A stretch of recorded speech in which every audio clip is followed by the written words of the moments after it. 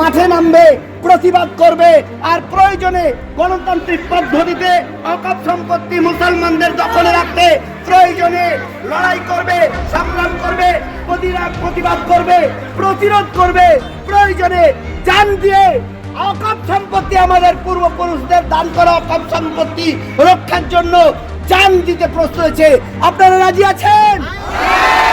আগামী দিনে ভারতবর্ষের সমস্ত সরকারি অফিস, আদালত, রাস্তা, সড়ক সমস্তকে রুখে দিয়ে নিজেরা জান দিতে হলেও অকাপ সম্পত্তি, আমাদের পূর্বপুরুষদের কবরস্থান, ঈদগাহ, মাদ্রাসা, লক্ষ লক্ষ এলাকা রক্ষার জন্য ময়দানে নামতে রাজি আছে?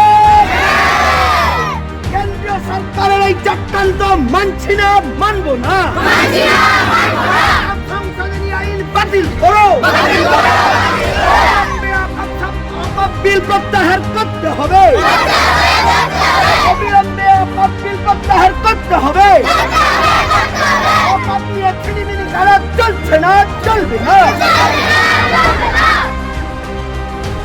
ভারতবাসী এক হন, সমস্ত এই চক্রান্তের বিরুদ্ধে আমরা লড়ছি, লড়বো। ভাইরা, আপনারা যারা কষ্ট করে বিভিন্ন পাড়া থেকে আমাদেরকে এই প্রতিবাদ জানানোর জন্য এখানে এসেছিলেন, কেন্দ্রীয় বিজেপি সরকারের এই ন্যাক্কারজনক সিদ্ধান্তের তীব্র প্রতিবাদ জানিয়ে রেকর্ড করবো।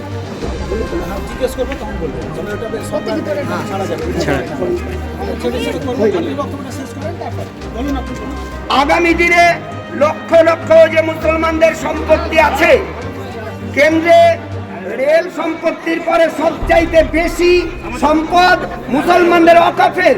যদিও পূর্বের যত সরকার, স্বাধীনতার পর থেকে যত সরকার এসেছে, তারা সরকারিভাবে অলিখিতভাবে সরকারের স্বার্থে ব্যবহার করেছে, মুসলমানদের স্বার্থে ব্যবহার করেনি। কিন্তু এখন সেটাকে সরকারিভাবে করায়ত্ত করে মুসলমানদেরকে লক্ষ লক্ষ একর অকাপ সম্পত্তি থেকে বঞ্চিত করে এটা সরকারি সম্পত্তিতে পরিণত করার চক্রান্ত চলছে। এই চক্রান্ত, এই ষড়যন্ত্রের বিরুদ্ধে আমরা আগামী দিনে গণ আন্দোলন গড়ে তুলব। সমস্ত ভারতবাসীকে সঙ্গে নিয়ে গণতান্ত্রিক পদ্ধতিতে আগামী দিনে অকাপ সম্পত্তি উদ্ধারের জন্য পথে নামব। স্বাধীনতা সংগ্রামের জন্য মুসলমানেরা যেমন রক্ত দিয়েছে, মুসলমানেরা যেমন ভারতবর্ষের আমাদের আমরা দেখছি বীরভূমে শুক্রবার গ্রামে আপনারা নামাজ পড়ে কিছু প্রতিবাদ করছেন, তো মূলত এই প্রতিবাদটি কেন, আপনার উদ্দেশ্য কি? মূলত বিজেপি সরকার ক্ষমতায় আসার পরে মুসলমানদের উপরে নানান ধরনের অত্যাচার চালাচ্ছে।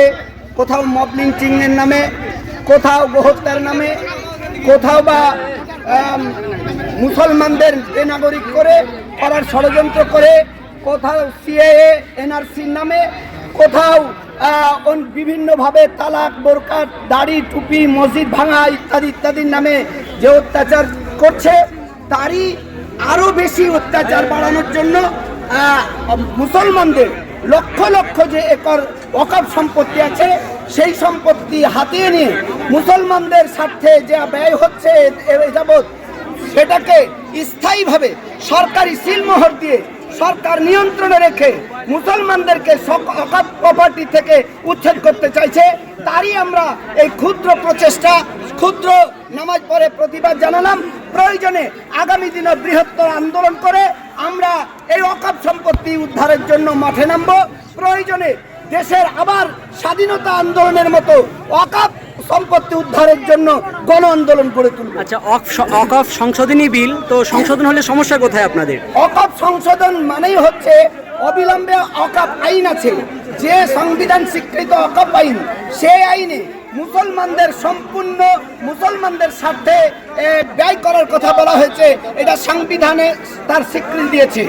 নতুন সংশোধনী আইন নিয়েছে, ওয়াকফ সম্পত্তি সরকার করায়ত্ত করতে চাইছে, আর সরকারের নিয়ন্ত্রণে চলে গেলে লক্ষ লক্ষ সম্পদ থেকে মুসলমানরা বঞ্চিত হবে।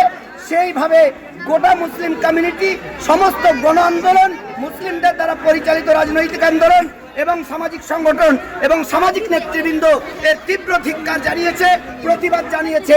আমরা এই ক্ষুদ্র চেষ্টার মাধ্যমে কেন্দ্রের বিজেপি সরকারকে হুঁশিয়ার করতে চাই যে এই অকাপ আইন সংসদের নামে এই অকাপ সম্পত্তি আত্মসাৎ করার এই অপপ্রয়াস আমরা কোনো মতেই মেনে নিব না, এর তীব্র ধিক্কার জানাচ্ছি। আপনার পরিচয়? আমি আব্দুল তাওয়াব, শুক্রবার জামে মসজিদের ইমাম। ধন্যবাদ।